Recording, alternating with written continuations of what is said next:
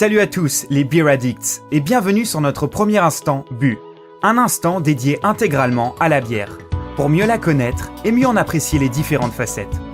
Alors, pour bien démarrer ce premier opus, la bière, c'est quoi? La bière, c'est avant tout 4 ingrédients.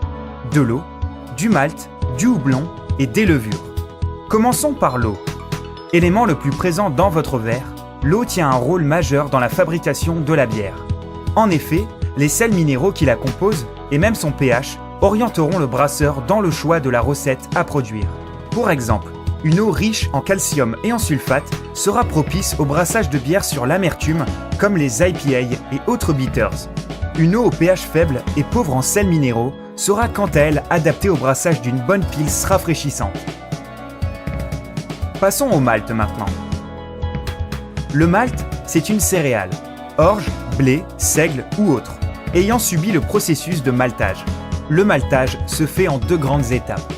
Le trempage ayant pour objectif de déclencher par l'hydratation des grains la germination et donc de ce fait la fabrication d'enzymes capables de dégrader l'amidon de la céréale en sucre.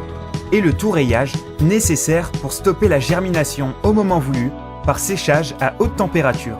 Suivant la température et la durée du séchage, nous obtiendrons des maltes allant des maltes pâles utilisés notamment dans nos chairs blondes jusqu'aux maltes noirs torréfiés utiles lors du brassage d'une stout.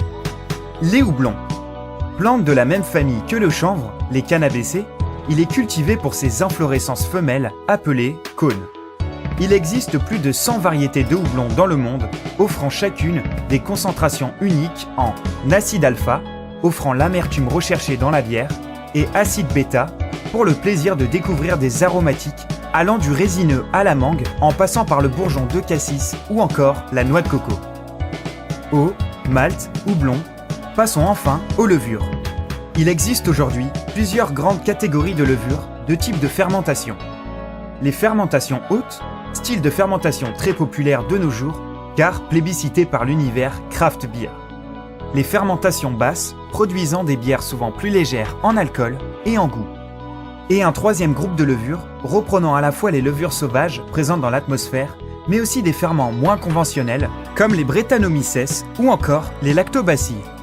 Et bien voilà, on a fait le tour des 4 piliers de notre boisson favorite, la bière. À bientôt pour de prochains Instants Bu.